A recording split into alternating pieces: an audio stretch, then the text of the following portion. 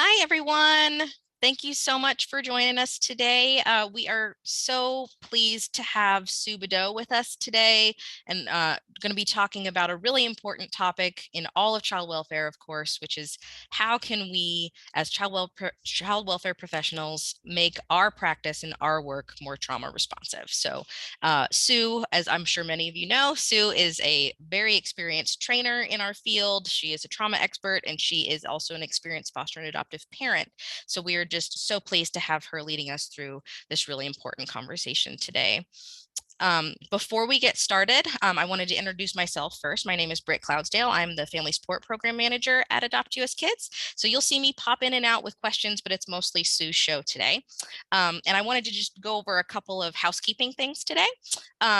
First of all, this webinar will be recorded. We record all of our webinars at Adopt US Kids, and they're all publicly available on our website for professionals. And there's a link to that at the end of this presentation. So if you have to drop off, if you can't attend the whole thing, just know that you will be receiving a link to the recording just as a factor of being registered for the webinar. And it is something that you'll be able to share with whoever you would like to share it with.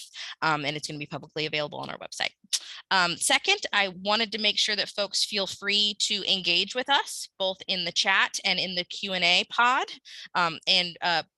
Please, as you're submitting responses, you feel free to toggle the who the chat is going to. I believe it might be defaulted as you're typing into chat. It defaults to just sending it to hosts and panelists, which is great because we'll see it, but we know that you guys have such valuable information and such valuable things to share that we really want to encourage you guys to be sharing with each other too. So toggle it down so that all attendees can see your chat responses. And and if you have any questions for us, we hope you'll put them in the Q&A pod and we will get to them throughout this presentation.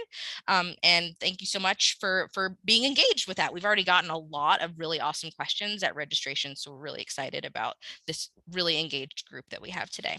The other thing that I wanted to make sure folks knew about is we have a survey coming to you via email. It's going to be coming to you after the webinar is done from Adopt US Kids Evaluation. And we really, really hope that you will just take a couple of minutes, like 5 minutes max, to fill out that really brief survey, because we really value your feedback. We are serving you in this. We want to make sure that what we're delivering is something that works for you. Are we meeting your needs or not? You know, and is there something else you'd like us to present on? Is there a topic you're really hoping to see from us?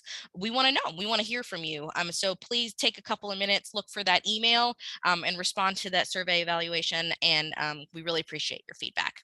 And with that, I will hand it over to Sue. And thank you so much. All right. Thank you so much, Britt, for that introduction. And as you can see here. Oh, I'm sorry. I'm not handing it over to Sue yet, am I? That was my fault. That's right. Trying to go too fast.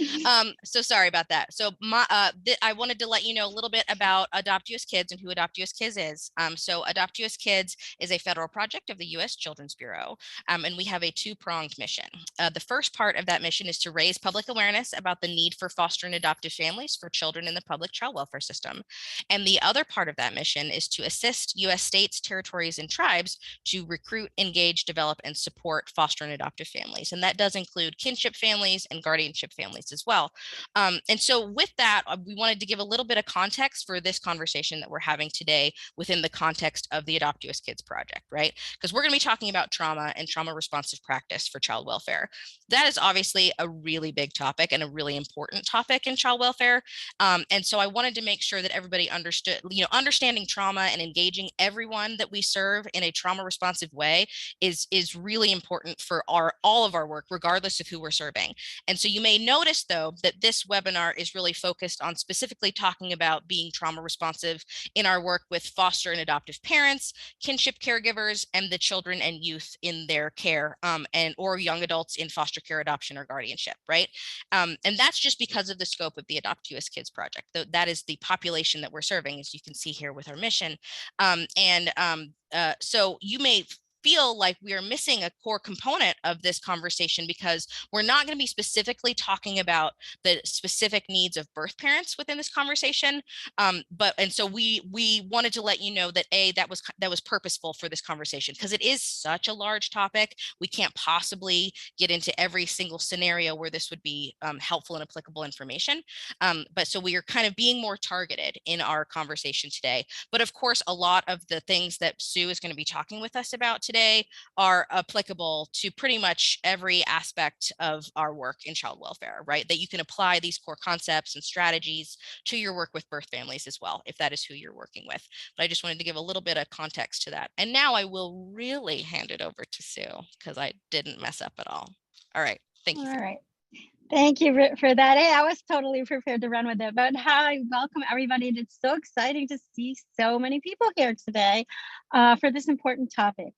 And as Britt said, it is really focused, it's the scope and the mission of Adopt US Kids to focus on young people and their families that are in foster care and adoptive homes and kinship care homes. But I won't be able to help myself from slipping in, how it applies across the community, because that's one of the things that moving from trauma-informed to trauma-responsive sort of talk addresses, is involving the entire community. So you'll get a little of both. It's just important to know the scope. But today's goals, we have these 4 important goals, and that's a lot of 4 goals is a lot to accomplish in an hour and a half. So we'll go as deep as we can. We'll get to as many of your questions as we can. But knowing that this is a big, deep topic, as Britt said, and so we will in some ways scratch the surface and try to get a little below the surface when possible. But I'm going to be talking about the difference between being trauma-informed and trauma-responsive. And then looking for opportunities that leaders, system leaders, can really be the champions that lead us into this more trauma-responsive realm and this resiliency-focused realm. And I want you to have some specific takeaways. So we are going to have a chance to talk about 3 core concepts. That's knowledge-based. What do we really need to know to move into that realm of being trauma-responsive? Because moving from trauma-informed to trauma-responsive doesn't mean we skipped the informed part. In order to move into being trauma-responsive, we still have to become informed. And so that's that first step, is being informed in a few key concepts. And then 3 concrete strategies as we move into that becoming more trauma-responsive. So that's really where we're going with our time together today.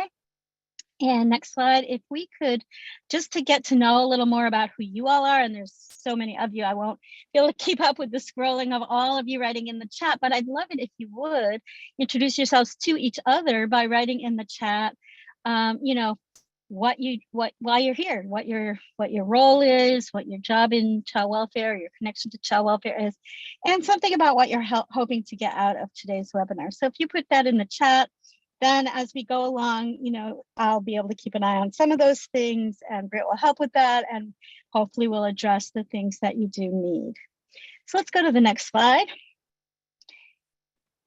And we're going to start, as I said, with this idea about what's the difference anyway between being trauma-informed and trauma-responsive. So I'm going to start us out with a poll. So with such a huge, large group, the ways that we really can be interactive today are the couple of poll questions we'll ask throughout the day, and the use of the chat box and the quick Q&A function. So we're going to start with a poll, and I'm going to launch it. Whenever I launch a poll, I always read it out loud as well, just in case whatever device you're on, if you have difficulty seeing it, you won't be left out. You'll be able to hear it read to you. But and also, just so you know, with polls, I can't see who provides which answer. I can just see the aggregate of how many answers are provided. So I'm going to read it to you now. The primary difference between a trauma-informed and a trauma-responsive system is, this is a single choice, so select one of these answers. Trauma-responsive system has a fast response crisis team 24/7 to respond to families dealing with a trauma crisis. Second possible answer, trauma-responsive system has specialized therapeutic placements for children who've experienced trauma. Third possible answer, trauma-responsive system ensures that every person who spends time with the child has concrete knowledge and tools to respond to trauma. Or fourth possible answer, a trauma-responsive system has a specialized unit of specialized workers with very small caseloads to handle the cases of children with high trauma-related needs. So it's going great. We have half of our total number of participants have already responded to the poll. I don't leave poll questions up too long. So I'm going to leave it a little longer. We're already up to 2/3 of you responding. I'm going to give it about 10 more seconds so we can get as many of you as would like, having the opportunity to weigh in with your answer, and then we'll close it out. I always like to make sure we hit as close to at least 3/4 as possible. All right, and we did. So I'm going to close it out now and share the results.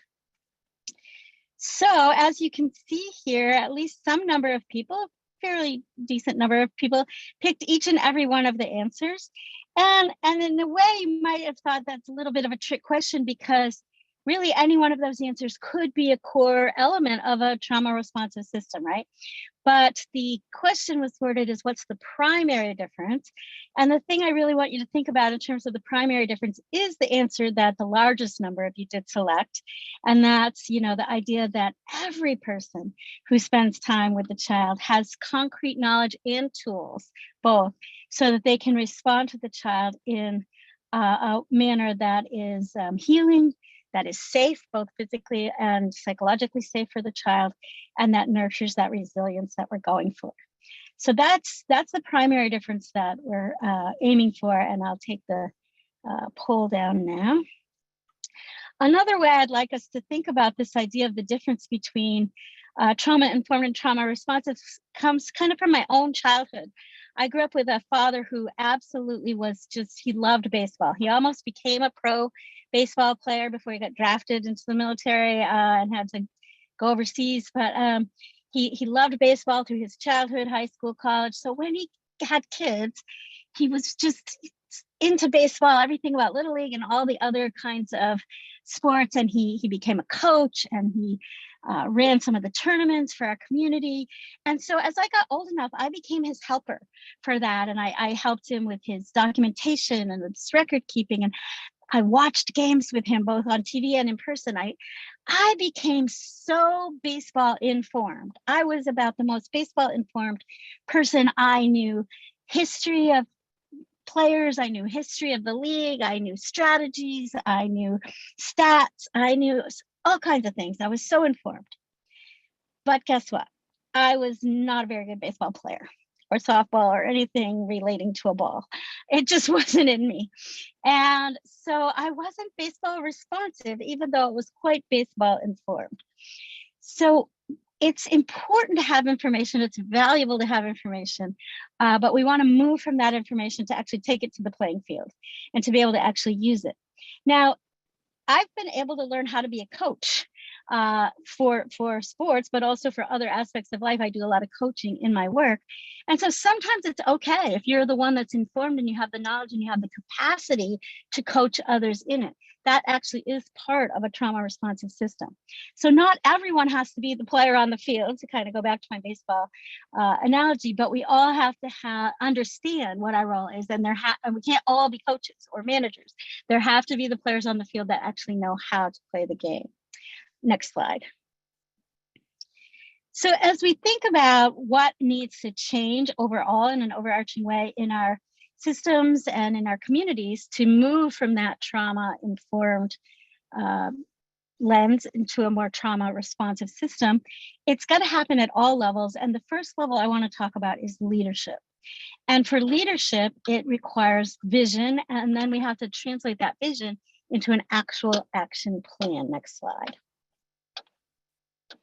So this is one example of an overarching vision that I was working with a particular community that really wanted to move from that idea of, yeah, we've been talking trauma-informed for a long time, but we need to move past just being informed to being responsive. And so one of the things we really worked with the community and bringing lots of different partners from the community, child welfare, mental health, pediatric care, Head Start, high schools, lots of different parts of the community together and said, what would the vision be? What would it look like if our community was actually fully trauma responsive and not just trauma informed? And so this is what that community came up with. And I'm only sharing it as a example to highlight the idea that we need a vision that's shared, a collective vision, so that as different systems, as different programs and agencies within a system, and as even as different individuals know where I fit in this vision. And I have a sense of where I'm going. I have a sense of what I'm trying to accomplish. But I also have this bigger sense that it's part of something bigger, part of something important. And each of us plays a key role in that. So having and articulating a vision is a really part of that, big part of that. If we can go now to the next slide. So this is just kind of a very simplified and easy way to show some of the core components of sort of a typical child welfare system, right? We have something that identifies a child who's having some kind of threat to their safety, and then we put in place these different components so that we can get safety, permanency, and hopefully well-being. And I didn't put well-being on this slide in particular because so often, even though we've talked about safety, permanency, and well-being in our system, we often don't know how to concretize or actually actualize the well-being part. And that's kind of what this idea of moving from trauma-informed to trauma-responsive is often part of the idea of bringing in that well-being piece in a more meaningful way. But we have these basic components. Then we go to the next slide, and we can see that as we envision, okay, we're going to learn more about trauma and we're going to make sure that everyone involved in our system knows and understands about trauma. So now we're kind of adding that well-being piece in, and being very intentional about adding specific content, specific knowledge, specific information about trauma. So this is kind of how we started to shape things as we moved from just sort of typical or standard ways of doing practice to, okay, we're going to be intentional about infusing being trauma informed. Now, as we go to the next slide, it does get more complex as we think about being trauma responsive.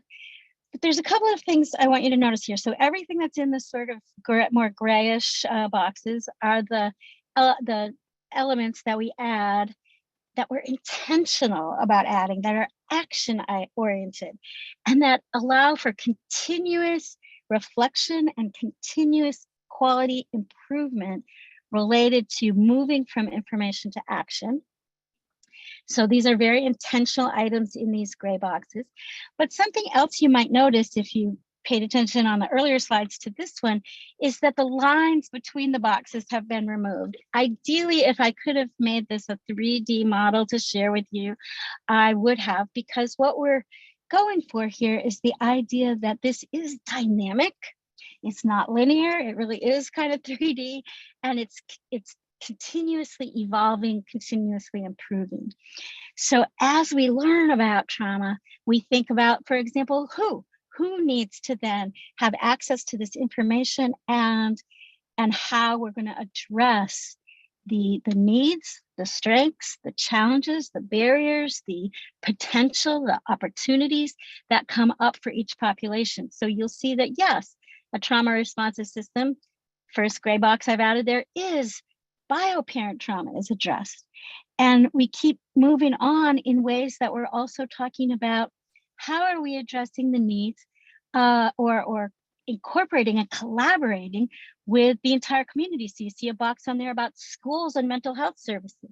Now, surely the child welfare system can't control what the school or mental health system does, but we need to be intentional about at least partnering and collaborating with them so that we can try to have this sort of seamlessness that a child who is served by these multiple systems is getting the same core values and the same core trauma responsive approach and resiliency focused approach.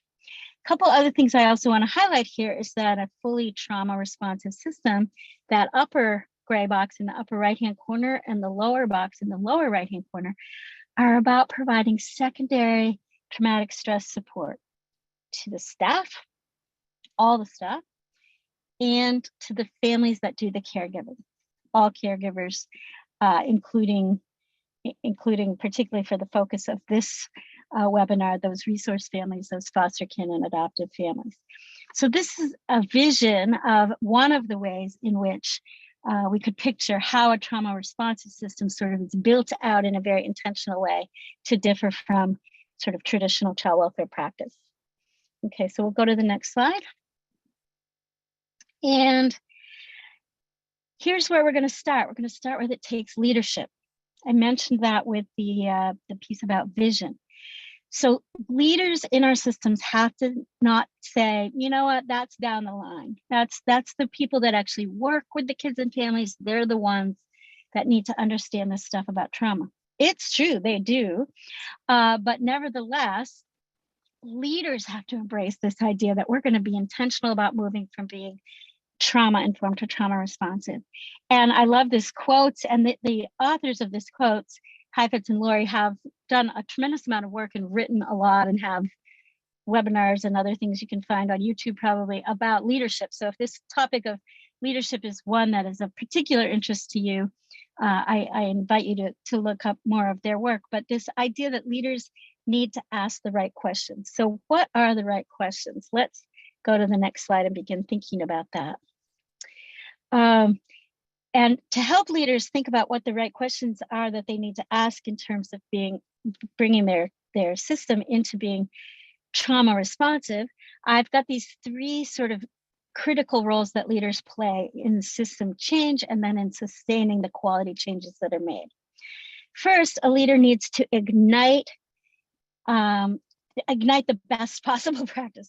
So stimulate ideas, stimulate innovation, inspire, and be aspirational in setting goals. So leaders need to ask questions about what ideas do you have to the community, to the staff, to the people being served, and really be seeking opportunities to ignite, letting creative ideas bloom, letting innovation bloom. So that's one of the kinds of questions leaders need to do. And when it comes to trauma, they need to ignite those ideas. What would it take? What's one thing we could do differently in our system that would help us be more trauma responsive? Asking those kinds of questions broadly. Then successful leaders are also, successful leaders are also going to be intentional about creating pathways for those good ideas to actually be developed into real practices.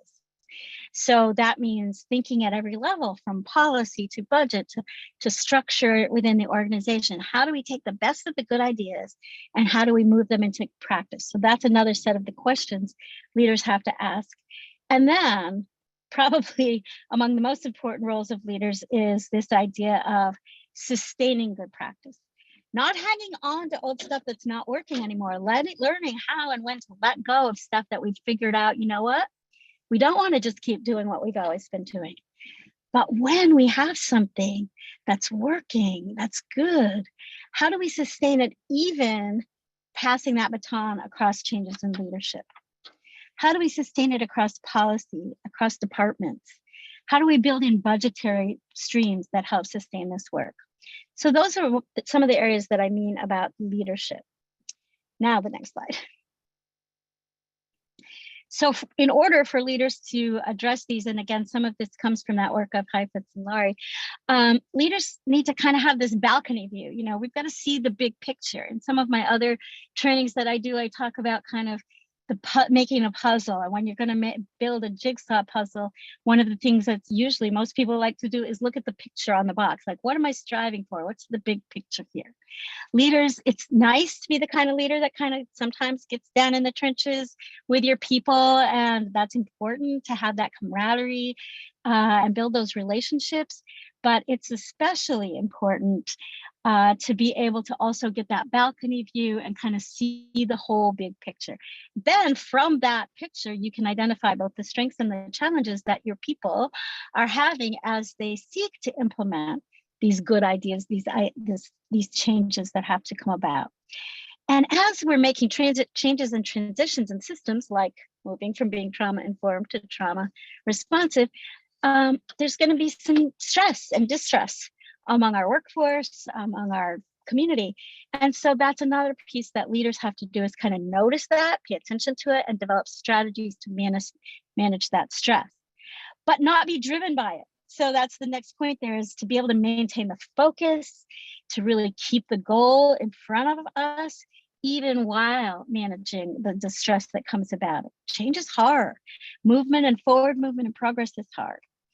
And then I love the last point here about nurturing and rewarding and protecting all voices at all levels.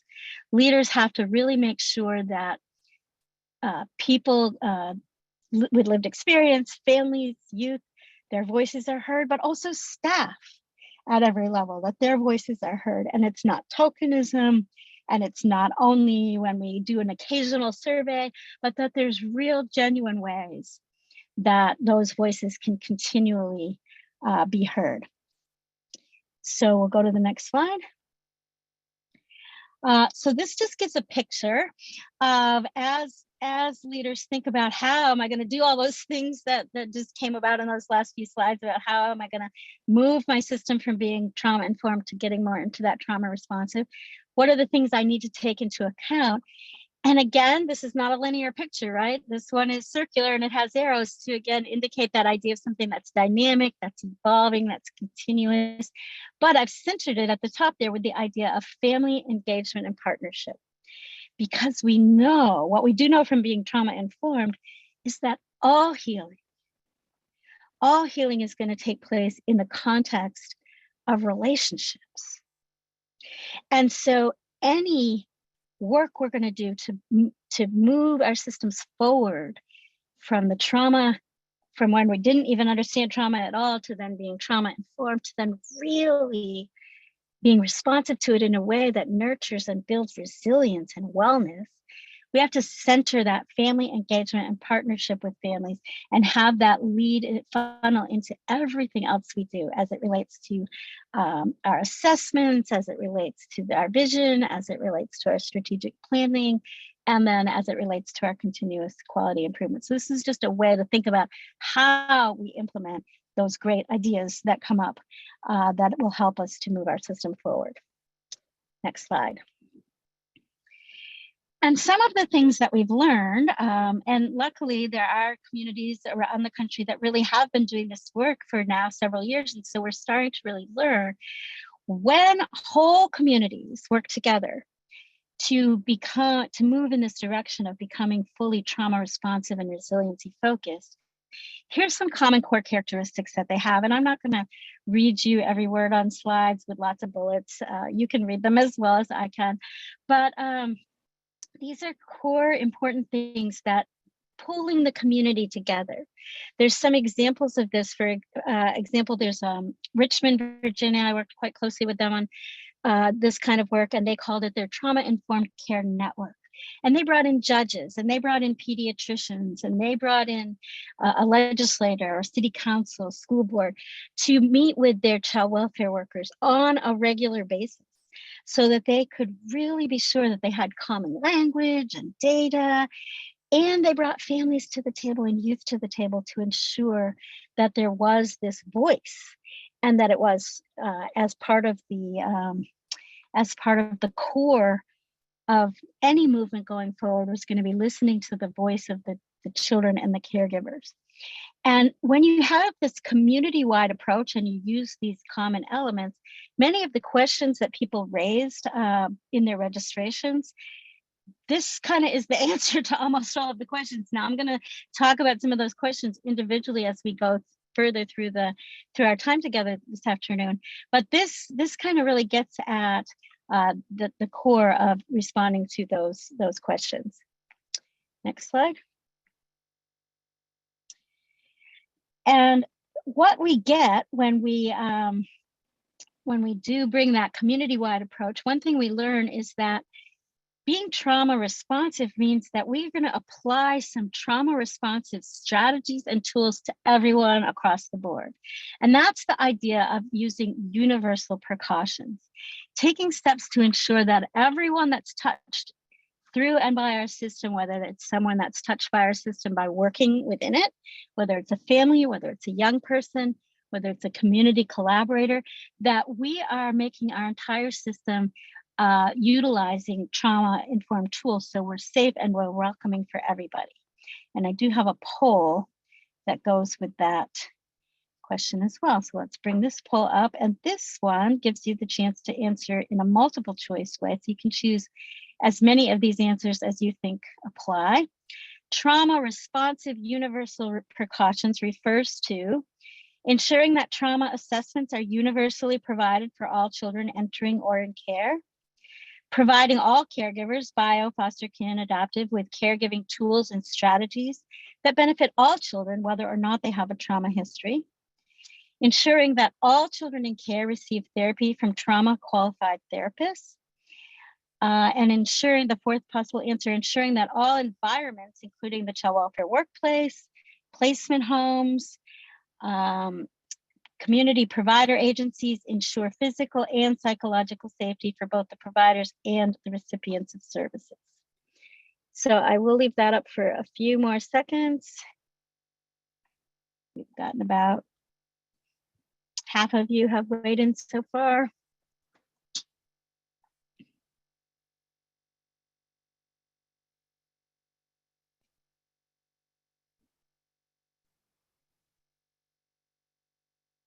Okay, and I see we're up to about 2/3. That's great.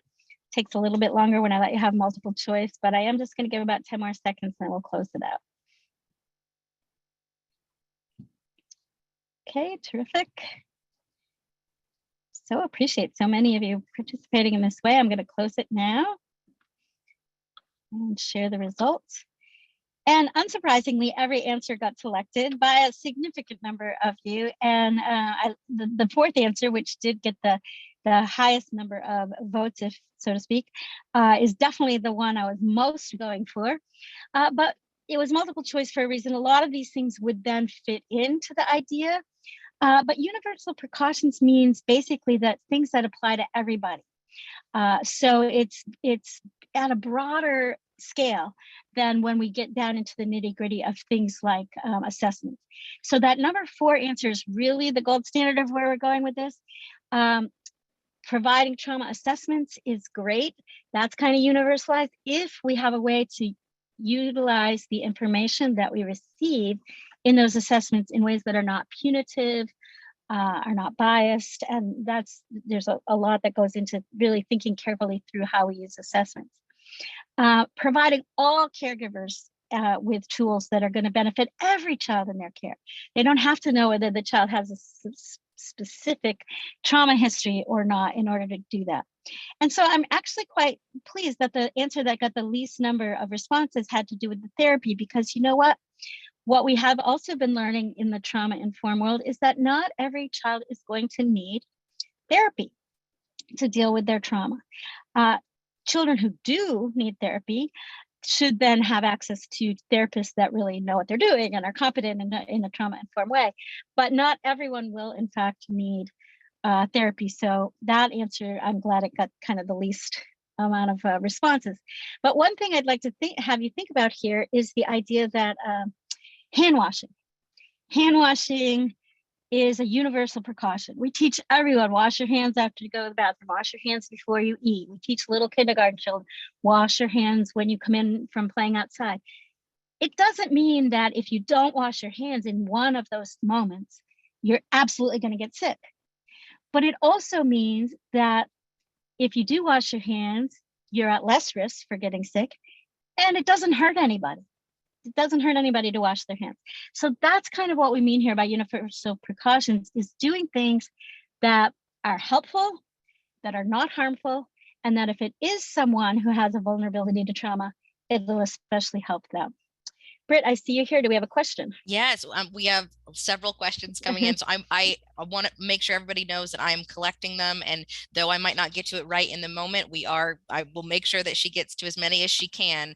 But this one connected really closely to what you were just talking about with leadership. And I know we had several questions related to this with folks at registration. And so I wanted to take a second here.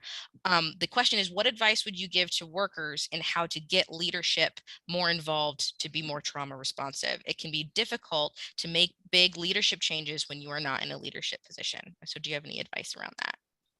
Yeah, that's a really great question. And I think we had a similar question in the pre-registration about even how caseworkers can get their supervisors on board, right? And so Yep. whenever you're trying to sort of get someone who has a position of higher authority, higher power, higher scope of their work, you know, there's really two important ways to do that. And one is exposure and the other is peers. So what do I mean by that?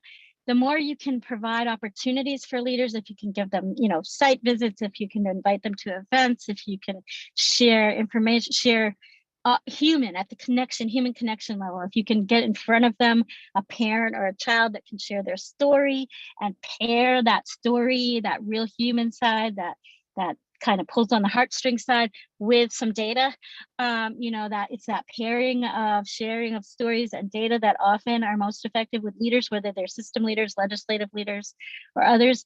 And then the other is the peer-to-peer. So if you know of other leaders in the next county, in the next state that do have this view and are trying to do this, if you can find ways to help your leaders sort of be aware of that other leader, and they'll start to hear it at a peer-to-peer level, then they're more likely to pay attention when it is coming from a peer. And certainly at the highest levels of leadership, it's hard for us to say, oh, governor, I want you to meet this other governor. But so that's where the stories and the data sort of combination approach is helpful. But at the supervisor level or at the program manager level, there are often opportunities to sort of connect people with someone who is their peer but is kind of more on board. Awesome. Thank you. We do have more questions, but I'm going to let you keep going because I think you're going to get to some of them. Perfect. Thank you.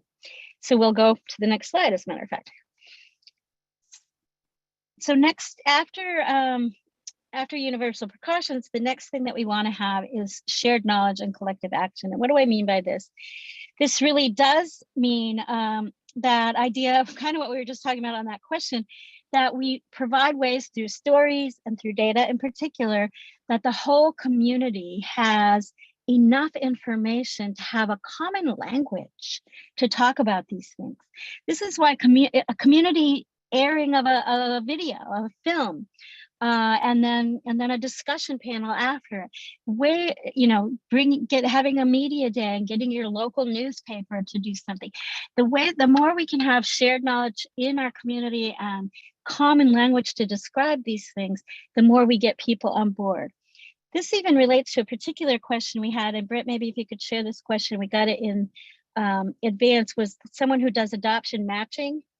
Oh, yeah. The question we had at registration was around that they match kiddos with adoptive families, and they wanted to know how they can talk to families about their trauma education. And since she or he is not the one that is providing them with the training, right? So how can she or he know that what they are receiving is really relevant and important for the children that they're looking to adopt?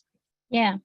So the more we can infuse this sort of shared knowledge into our community and have community-wide events, common language that we share, then it makes those kind of conversations easier. So you can have a reference point. So you as that adoption matching person can say, hey, did you get a chance to go to that community summit? Or have you read this piece? Or when we had this conference last year and we had these youth speaking out, you can have a common reference point that can you can use to introduce and bring the person kind of on board, and then talk about it and say, oh, have you had the chance to have this training? What did you gain from it? Or if you haven't had it, would you like me to give you the information that you could share with your worker? So it's not overstepping, but it's the more you can have this sort of common community-wide language and concrete tools that you can point to, whether it's a training, a community event, things like that, then you can bring it up in that way and say, did you get to do that? Or how can I help connect you to that? So we'll go to the next slide. Another thing you want to keep in mind as you do this work of moving from trauma-informed to trauma-responsive is, how will we know when we get there? So you do want to be looking constantly for your community, for your system. What will change in your child outcomes, your family outcomes, and your workforce outcomes? So for example, child outcomes, maybe you're going to look at something like placement stability or referrals for certain types of services. And you especially want to look at outcomes in combination. You don't want to you don't want to have that sort of whack-a-mole, you know, that toy where you push one thing down, another thing pops up. You don't want to look at outcomes in isolation. You want to say, well, if we do a better job, placements will get more stable and maybe families will get more engaged with certain kinds of services. And we'll see both of those things at the same time, something like that. And in terms of the workforce, maybe you'll see less turnover. Maybe you'll see more self-reports of job satisfaction. So you need to define some benchmarks that you'll look at so you'll know, how will we know when we're getting there? Next slide. So now we're going to move into this area of what I talked about. We're going to do the 3 core concepts. What's the knowledge base that everyone needs? Again, this whole community-wide knowledge, so that we can move into the trauma-responsive world by starting from a common knowledge place. So I'm going to just kind of walk through these 3 core concepts one by one, about defining basic terms, recognizing how trauma impacts behavior, and then believing and communicating that healing and resilience are possible. So first, let's look at core concept 1. Next slide.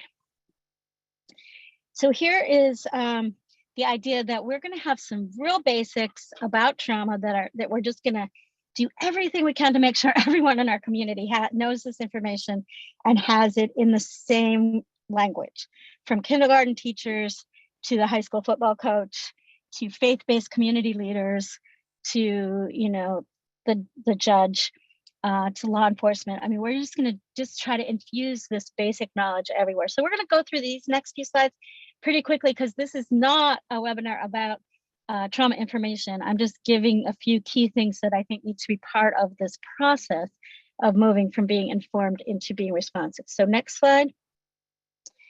So one of the things that everyone needs to know is who actually can experience trauma, and it needs to be understood across our communities that children and adults individually as people can each experience trauma, but also that trauma is experienced collectively across whole families, across whole communities, and across generations. And this idea that the adults who experience trauma not only includes the families of origin of children who come into our system, but can include our resource, our kin, our foster and adoptive families, but also includes our staff. And that there are unique sort of families can have their own primary trauma experiences, meaning trauma they grew up with or they experienced even before becoming a parent. And then that they can also have secondary trauma brought on by the very work that they do in this field. And I know you're going to hear at the end of the webinar today about another one that's coming up in February, on the 17th, I believe, that's going to drill down and address this further. Next slide. Another sort of core concept that needs to be widespread around our community is that trauma exposure, there's many different kinds. From an acute one-time event that's traumatic. So, you know, if there's even if it's a big event in a child's life, you know, their house gets burglarized or their parent dies, you know, one-time acute event, but then there's chronic kinds of trauma like bullying or domestic, you know, interpersonal relational violence or other things that neighborhoods that experience lots of street shootings, things like this. So there's things that happen over and over again. And then trauma becomes what in the realm of what we call complex trauma, when whoever is supposed to be there to protect you is the one who's also harming you. So in child welfare, of course, we do talk about this in terms of child abuse and neglect, and when it's the parent or caregiver that's supposed to protect the child is also harming them. But it can also be system-based, when it's the caseworker, when it's the supervisor, when it's the law enforcement person, the teacher, the therapist, the priest, someone whose role in life is to give you care and to protect you. ends up being the one harming you. That adds layers and layers of complexity to the trauma that people need to understand that. There's also, we know there's trauma that is race-based. There's trauma that comes from the experience of systemic racism. And then there's historical and generational trauma that includes and also goes beyond that, which is race-based. So there's different kinds of historic and generational trauma, which really add to the complexities of what we're dealing with, and then secondary and vicarious trauma. Now we have Adoptive Kids has had, and we will continue to have webinars, and there's discussion guides and other written documents that help go into each of these individually. So that's not my role today. It's just to make sure that these are core concepts that you include as you work on this sort of community-wide understanding of trauma, because as we go to the next slide, we see it gets complicated in our communities because we're dealing with all these kinds of trauma all the time. And when all these kinds of trauma intersect, and particularly when we're talking about people from what have been traditionally marginalized communities, they may come to us with more vulnerabilities for this complicated kind of forms of trauma that are race-based or gender-based or culture-based, for example. But we have to remember that all those complicating factors that create trauma factors to consider also mean that people bring in unique life experiences and unique strengths that we also need to be able to tap into. And again, I think you're going to have a chance to hear more about that in the upcoming webinar on the 17th. Okay, next slide. So just a couple more of the core concepts. It just needs to be just kind of commonly understood from leadership to everyone else in the community that trauma actually is changing the brain. And the reason I like, and I keep going back to this drawing in lots of sessions that I do, is because the brain that's not going through a trauma moment or not going through a triggering moment from trauma, all the executive function and the thinking part of the brain is illustrated in yellow. And I like to think of that as like the lights are on, right? And everything is functioning. And then when trauma hits, or a recurrence of trauma through a trigger or reminder, all of that part of the brain, the light is off. Literally, the part that was yellow is off. And we have to remember that that's what survival brain, and that's what we're going to look at on the next slide, which we can go to now. Survival brain actually has that impact of it's shutting off the thinking part of the brain. So we cannot respond, and this is the key, this is the core, this is where trauma informed really moves into trauma responsive. Trauma responsive work and practice and tools and strategies have to start from the premise that we cannot use any kind of tool or strategy or response to the person experiencing a moment of trauma or a triggered moment. We cannot respond in a way that requires them to use that thinking part of their brain in that moment. First, we have to kind of get them to be able to reset their brain and their body and their emotions. So that's why a lot of trauma responsive strategies focus on those multisensory experiences. I'll get to that in a minute, but it has to start from this concept that we have to reset that brain. We can't say, remember that thing we talked about? Let's do that problem solving idea. Oh, try this breathing. We can't use strategies that need to engage the brain when the brain is in this survival mode. And most often you've probably heard of fight or flight, maybe freeze, but the concept of flocking, and especially young people, often if there's an incident, you know how they kind of flock together, but adults do this too. The flopper frenzy idea is when your brain hasn't quite kicked into either fight or flight yet, it's just kind of in hyper arousal, you know, I'm hyper aware that there's danger, but I'm not quite sure where I'm going with it. And then fawn, and I've got some citations on the bottom there if you want to look more of this up, is the person whose response to trauma is to not fight, to not flee, but to kind of give in to it. So we have to have some basic core understanding in our community about these survival brain responses. And go to the next slide, please, the things that trigger those responses. So whether it's especially at the school, but in the community sense, but in particular for caregivers to understand that in their homes, and in their day-to-day life out in the community with their child, there's various things that might result in the child they're caring for getting into that survival brain place.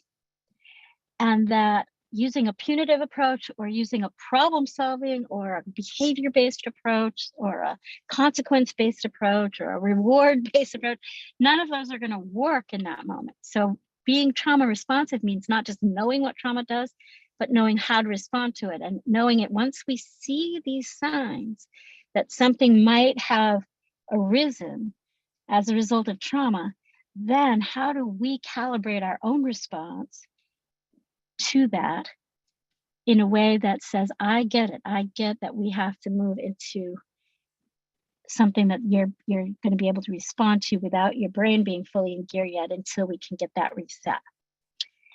And all of that is going to take us into the core concept number 2.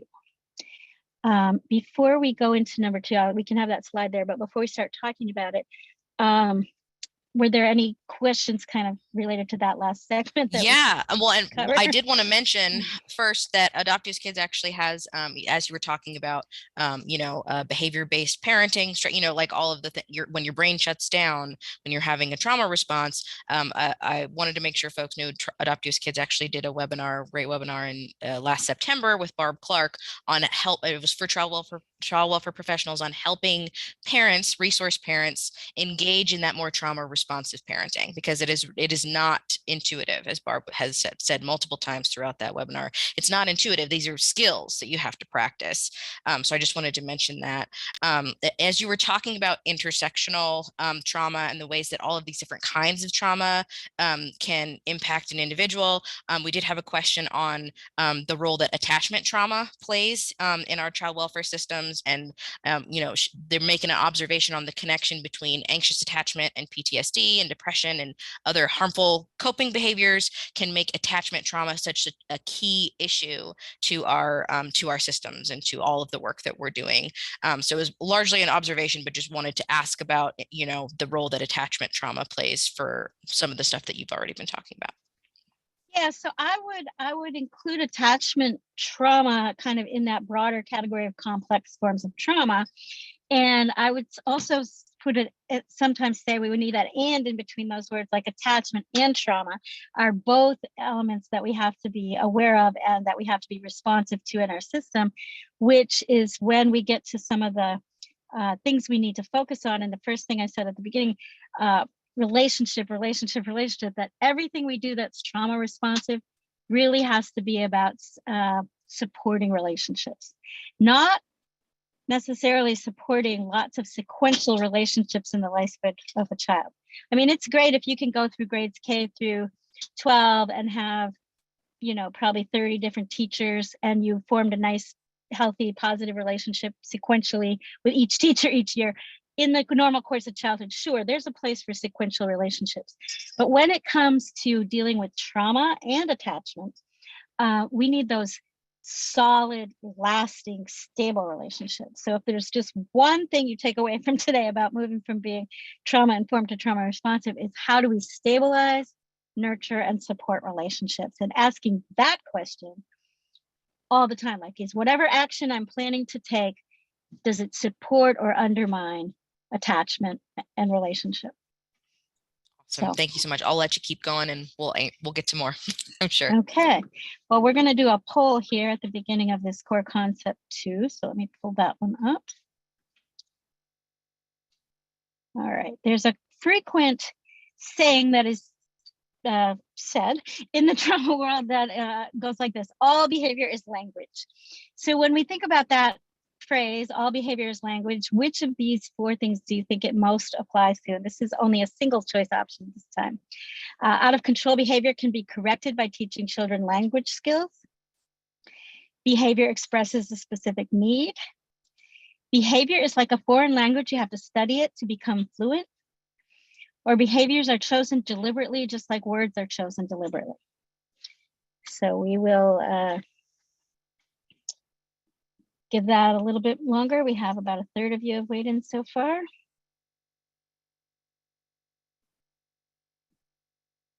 Okay, the answers are coming in. And like I said, this one only gets one answer. It might be tricky because you might think more than one of them is relevant, but we're going to ask you to pick your top one. Just going to give us about 10 more seconds here since we're up to about 2/3 of you have gotten an answer in. All right. And I will close out the poll now and share the results. So we did get some, at least some of you selecting each and every one of the answers. And you know, there's you might sort of sense a theme here with me with polls, is that I sometimes kind of put a little bit of truth, at least in all of the answers sometimes. But so for example, sometimes if children do learn more language skills and have the ability to put their emotions in words, that's kind of what that first answer is going for, it does help them with some of their behavior challenges. So that's not a completely out of line answer at all. The only one that I think is really not what is something we know from trauma and behavior and child development work is that last one, you know, that children very rarely are just intentionally and deliberately choosing behaviors in the way that you would choose words. But behaviors do express specific needs, and that's the core concept here. But also, the more you learn it, the more you learn to understand it, then the more you can be fluent and responsive to it. So those middle two answers both have relevance here. So I'll take the slide off, the poll off. And what I want to say that's really important about this core concept, and we're going to look at a couple pieces to break it down a little further, is that recognizing how trauma impacts behavior is important for everyone to know. And this came up in several of the questions that people asked before, you know, when you registered. But this is where it's important to have, as you work with families in your system, if they're going to have babysitters, if they're going to have respite providers, if they're going to have extended family members involved in the child's life, as they should and as you want, for that rich, full community network of support for every family and child, then we need to provide educational opportunities for everyone to get these basic understandings that trauma impacts behavior, and that it's the adult who needs to calibrate our behavior in response to the child, not the other way around. The adult who needs to be calm and be able to stay regulated even when the child is dysregulated. And that's something we need to help caregivers know. How can you share this and teach us even to the babysitter or the respite provider or grandma? One of my colleagues that I do some trainings with sometimes, his name is Norm Thibault, and he said this beautiful phrase the other day in a training we were doing. He said, children need to know they can borrow serenity from their caregivers even when they're not feeling that serenity. Borrowed serenity. So I love that concept. So let's go to the next slide. So trauma influences thoughts, cognition, how the child or the adult is thinking about and understanding the world. Body responses, it's in all bodily functions, breath, heartbeat, sweat, you know, digestive system responses, all of that, as well as emotional responses and feelings and the way things are perceived, which then all of that together influences behavior. And the way we see that coming out, next slide, I showed you those kind of survival brain lists earlier. And then I also showed you some of the types of situations and sensory opportunities that trigger these trauma survival brain to kick in. What does that look like? What do I mean when I say that comes out in behavior? Well, here are some of the things that it looks like, right? This is, and you'll get these slides, but you can screenshot it right now if you want to, but I'm not going to read all of these words on this slide, but just to know that when we say things like fight or flight, it looks like real stuff in behavior. And that's part of what, too often, part of being trauma informed is we learn these words like fight or flight, but we don't know, oh, lying is a form of flight. Who knew?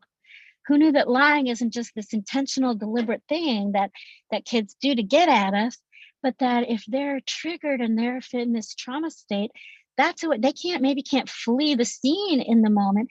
Their brain is kind of fleeing the reality of the moment, and it sounds like the behavior that we see or observe is a lie that's coming out of their mouth.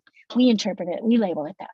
So understanding how these concepts we learn in a trauma-informed way relate to the behavior we see day to day is part of how we then become more trauma responsive. And then we'll go to the next slide. So the third of the core concepts, so we need to have language and understanding of terms. We need to know how trauma influences behavior. And then we need to believe that healing and hope and resilience are possible. I've been noting all along and saying, you know, the number one thing I want you to get out of this is how do we support relationship, relationship, relationship.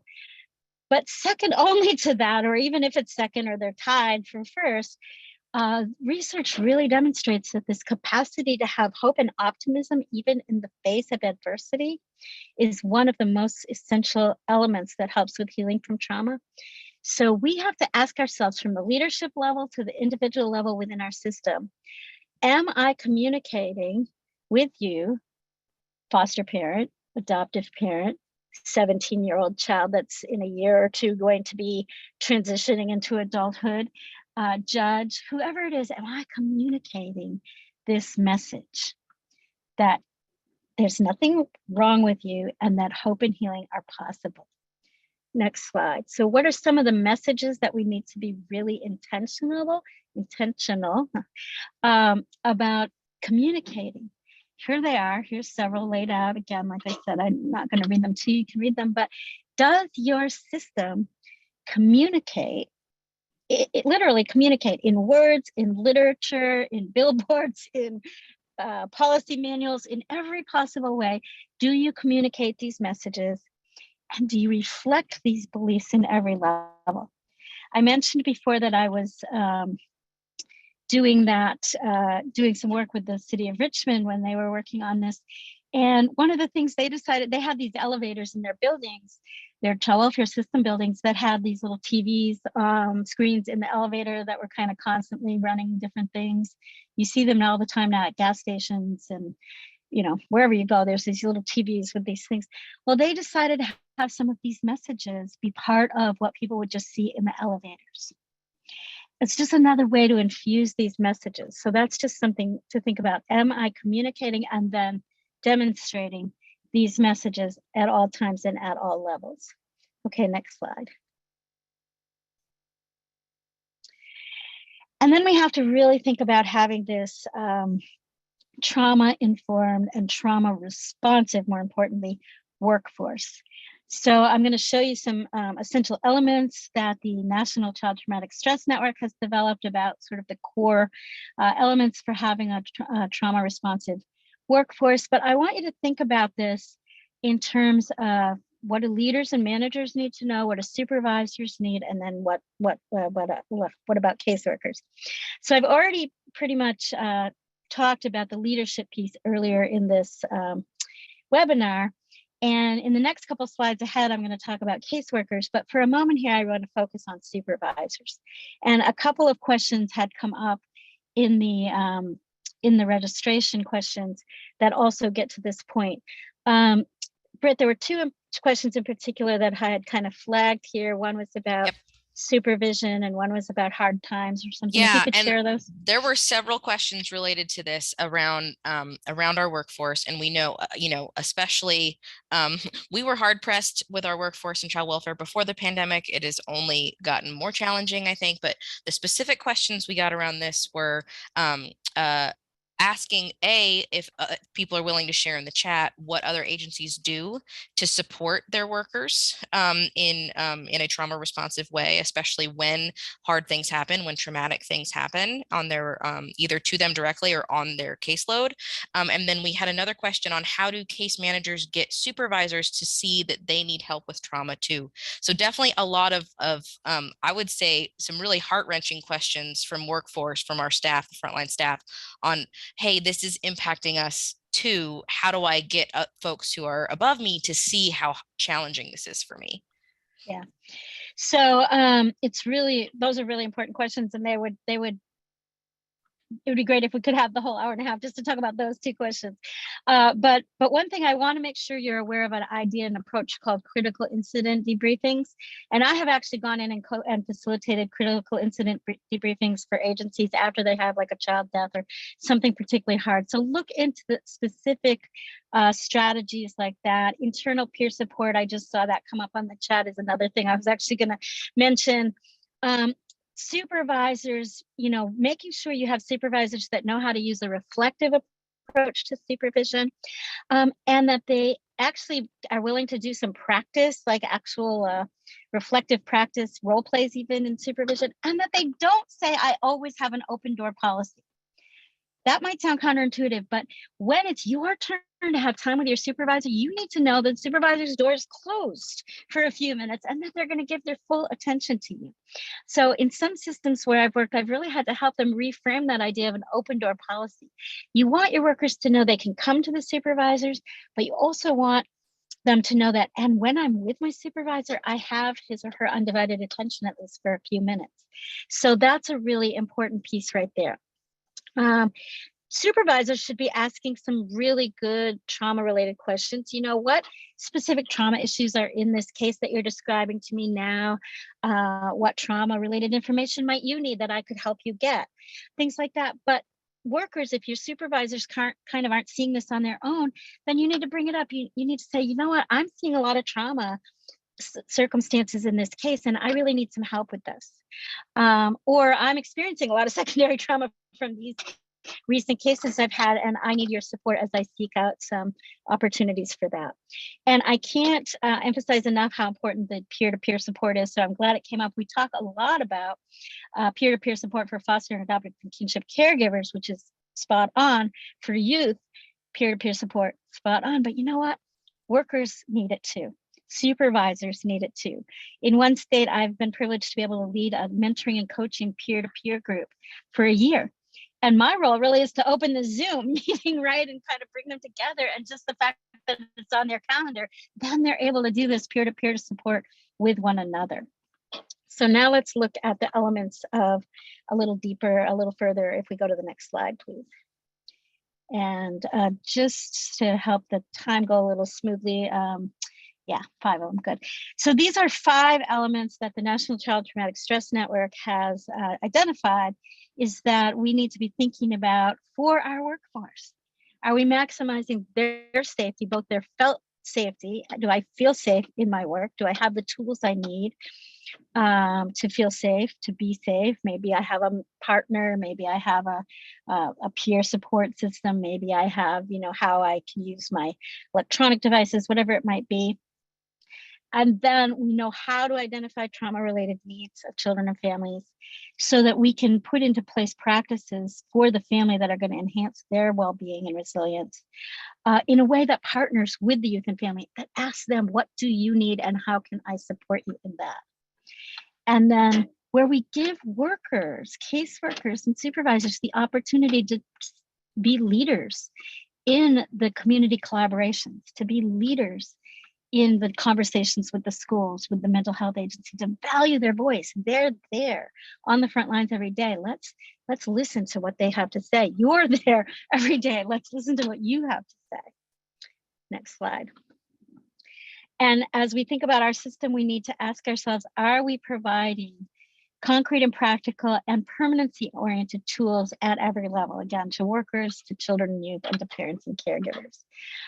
Things that minimize new trauma occurring by such things as multiple moves, and that continue to reinforce the message that healing is possible and it happens in relationship. So we're gonna move into our last sort of bucket of content for today, and that's the next slide. It's the 3 core strategies, which I will be walking through one by one. Since that's our last bucket of content, just before I go into it, Britt, was there any other question that needed addressing right now? I think we can keep going for right now. There's still a lot of questions, but I think we'll handle them at the end. Okay, sounds great. So we're going to just one by one talk about these 3 core strategies I want you to be able to take with you as a result of today. Designing a plan of care, providing concrete tools, and ensuring access to services. So let's look at those one by one. First one. Strategy 1, developing a plan of care as a roadmap. Now, I deliberately use this term plan of care because it can have a different official name depending, are you in the pre-placement period? Are you in post-adoption territory? Where are you exactly with this family?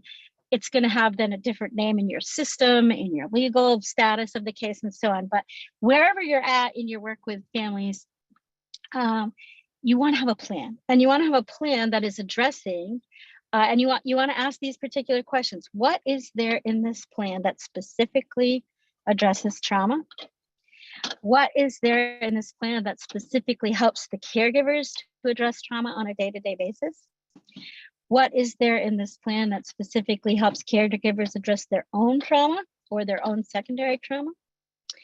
And if this child is not yet in a permanent family, what's impeding that, and what are we doing to get this child's relational situation, their relational permanency, stabilized as soon as possible? Next slide.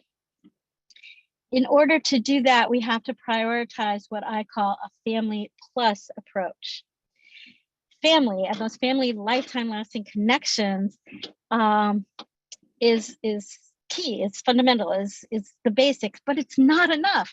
As Britt mentioned when she talked about Barb's webinar, a lot of the things that are necessary to be trauma responsive are not intuitive.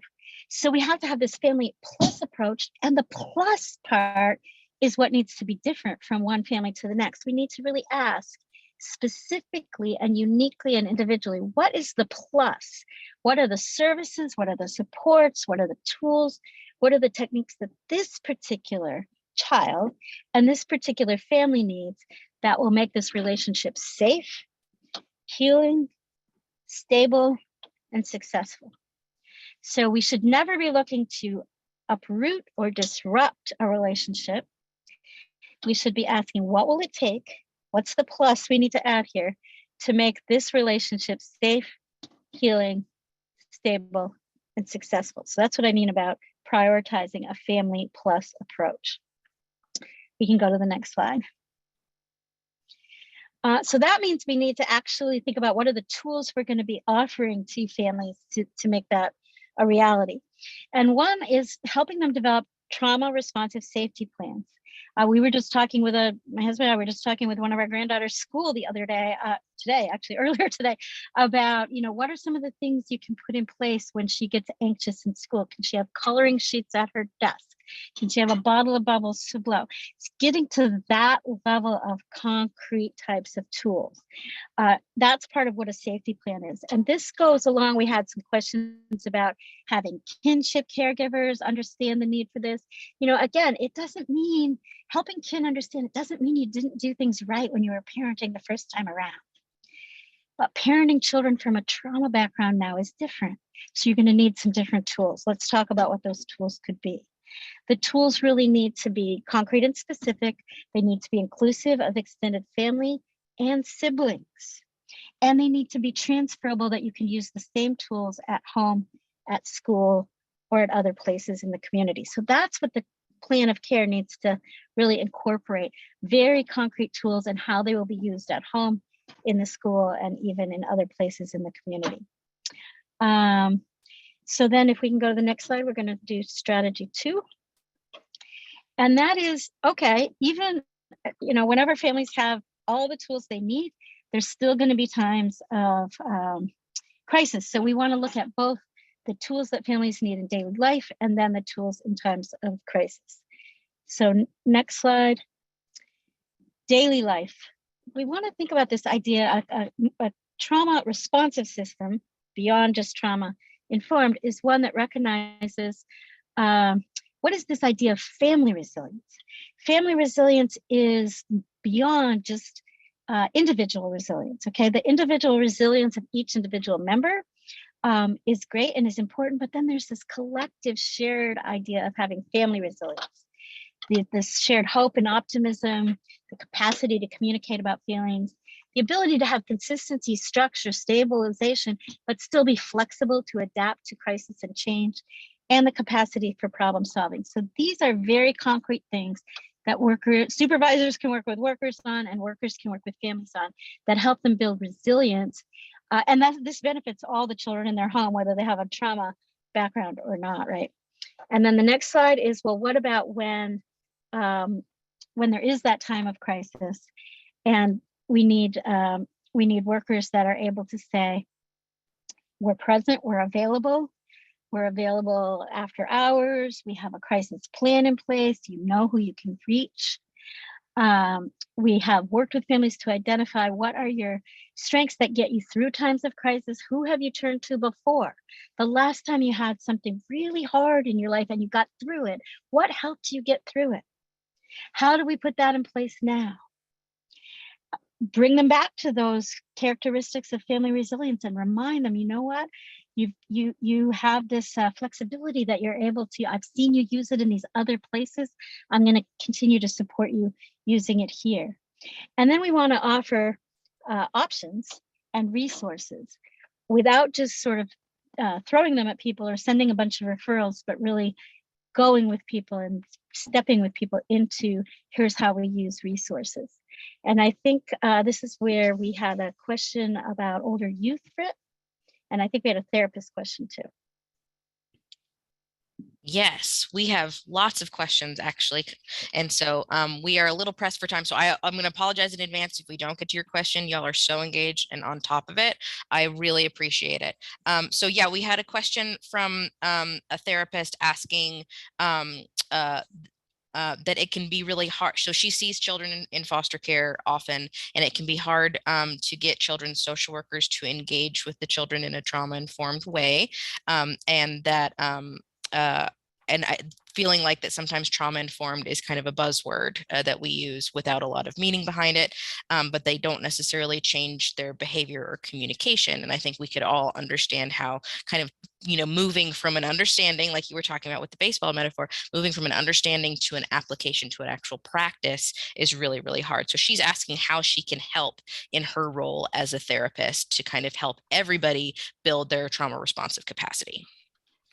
Yeah, so there's a number of things therapists can do, but the two I wanted to highlight here in response to this question, one is kind of what I was just saying about family resilience. Help them recognize in a therapy session, what has helped you get through a past difficult time?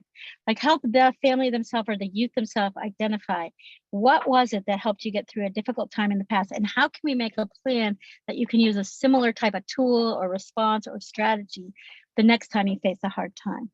And then in therapy is one of the places where people do kind of get used to, maybe we're going to role play or talk out how we're going to do something. And so giving them that practice, that tool, well, let's try this, let's practice this. Let's you pretend to be the parent, I'll be you, and we can do some of there are official, especially in attachment focus and trauma focused therapy. There's specific therapeutic techniques for doing this, but really using those approaches of helping them recognize what they've done well in the past and then be ready for it by doing practice to be ready for the next one. Right.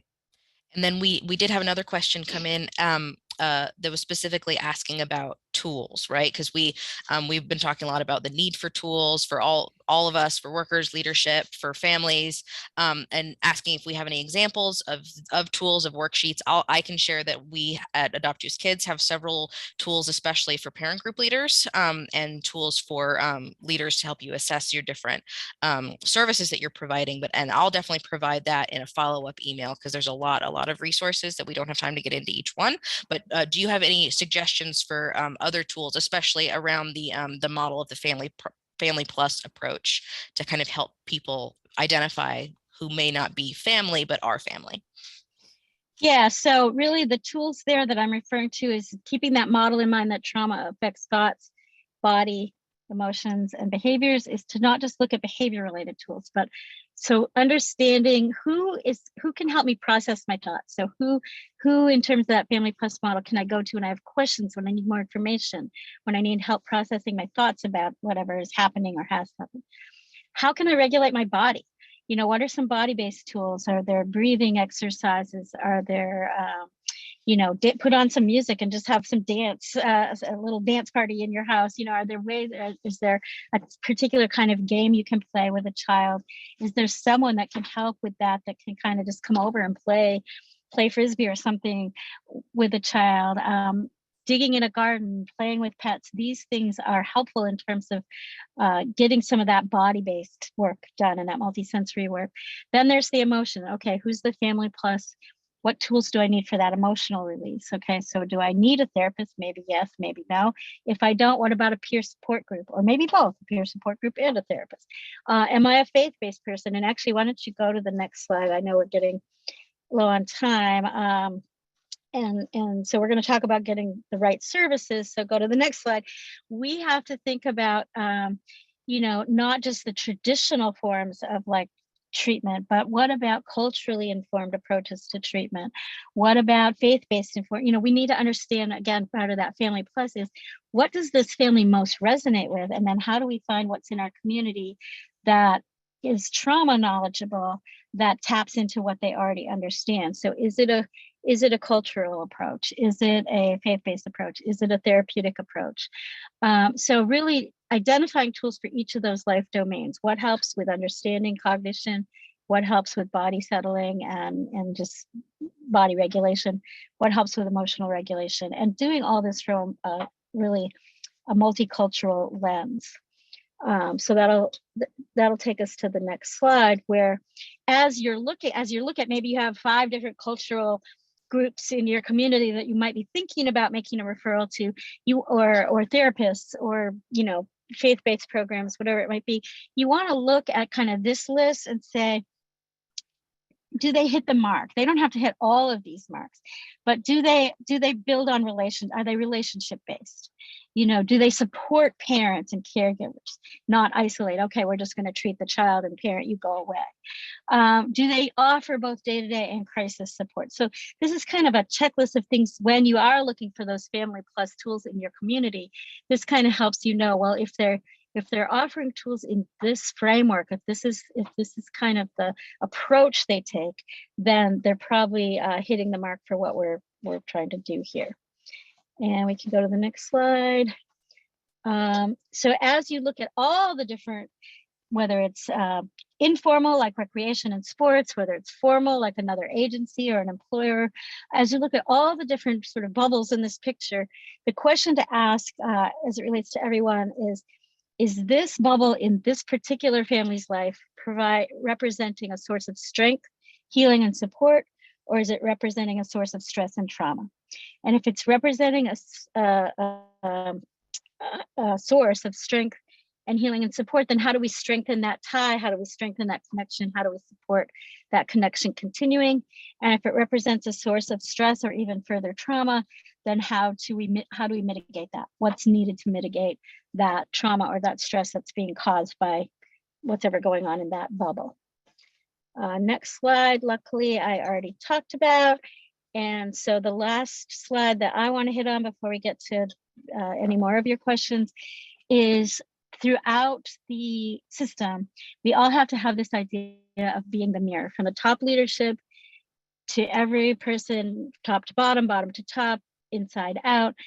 And however I treat the next person, so the top administrator, how do I treat my administrative support staff? How do I treat my program managers?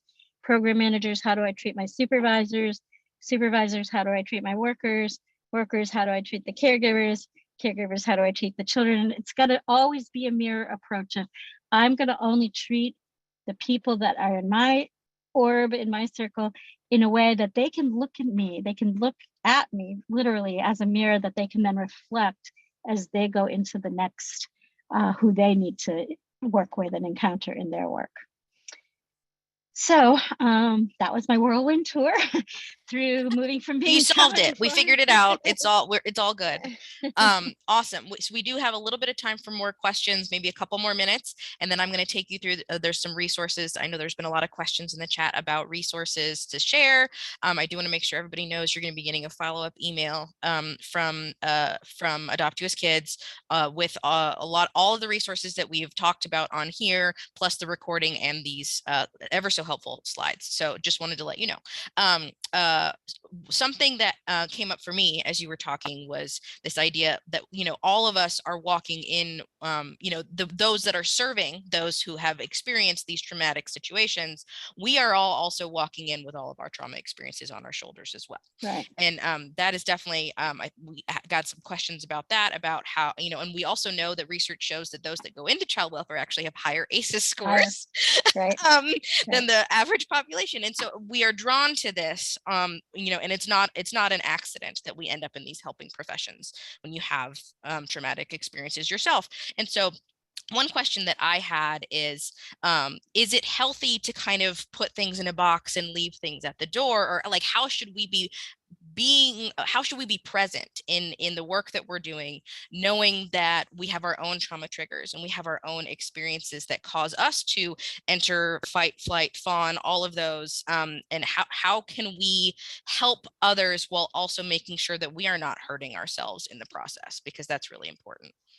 Yeah, and I just saw the word balance pop up in the chat, so that's a critical key. But we need, before balance, we have to have awareness. So, like you said, we have to be aware of what our own triggers are, because we want to draw from our life experience and the empathy that hopefully can come from that, and the capacity that we have to to communicate, to empathize, and to show compassion. At the same time, we need to have awareness. What are my triggers, and what do I need for support, whether it's self-care that Marie mentioned right there in the chat, or whether it's other kinds of support. So this is where that supervisory relationship is so important. And hopefully, if we're moving into a trauma responsive system, we're training supervisors and we're holding supervisors accountable to providing reflective types of supervision where they're acknowledging that, and they're offering that opportunity for workers to say, how are you experiencing this, and what support do you need? But if we still have supervisors that are not doing that, then the workers themselves need to be able to bring it up. And if we can't bring it up with our own supervisor, that's again where we need those peer supports. So we need somewhere where we can reflect and say, I know this case is triggering me. Here's how I'm inclined to want to respond. Does this sound like I'm just responding out of my own trigger, or does this sound like it's a smart response? And having someone you can reflect that with, whether it's your supervisor or peers or both, but not just venting it out in the public spaces of your office building, or, to your friends in a social setting or on social media, but having an intentional place where you develop that awareness, you bounce it off, you reflect on it, and then you can proceed with how you're going to engage in that case based on that. That's awesome. And we got another great question that's kind of related, but also kind of separate, around we as child welfare professionals coming into everybody's business and everybody's homes, we are also a source of trauma. And Absolutely. so, and that is such a, like, how do we handle that, knowing that our presence in these people's lives, especially in the youth's lives, is a source of trauma? Are there just, like, that's such a big question, obviously, but are there things that we can do to help mitigate the trauma that we ourselves are causing in our presence?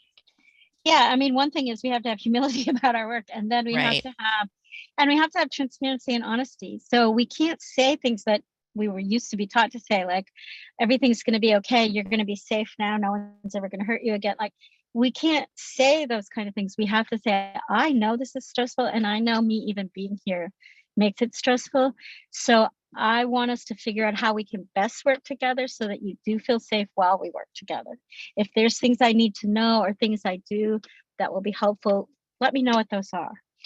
Let's work through this together. We have to be able to be honest enough to say, and humble enough to say that, I understand this is not easy, and I understand that it'd be preferable for you if I wasn't even here.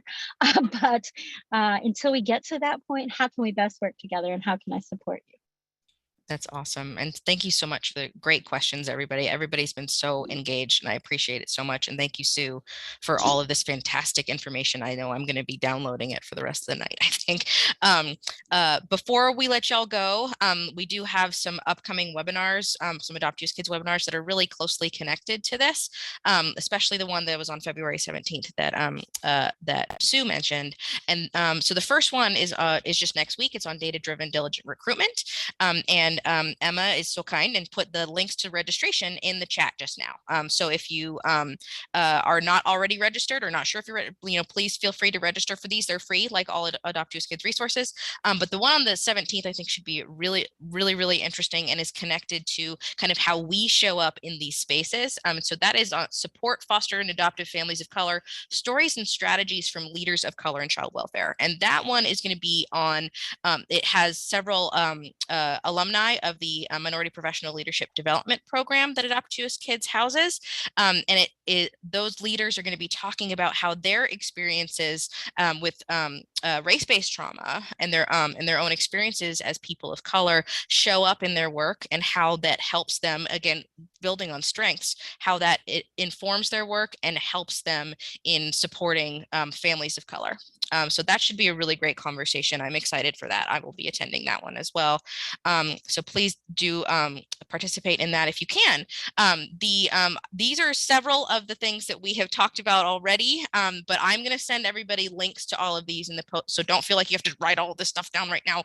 You will be getting links to all of these, but Adopt US Kids does have a ton of resources to help you. And every resource that we have is free because we are a project of the Children's Bureau. We're federally funded. So anything that you grab from us is free.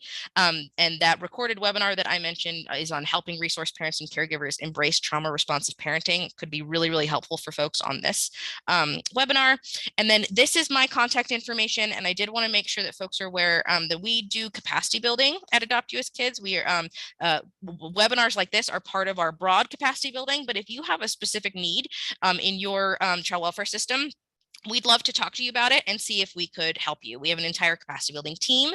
And so please do reach out. You can either reach out to me directly and I'll put you in touch with the right person on that team, or you can reach out to consultation@adoptuskids.org to chat about what your concerns are and see if we can help you.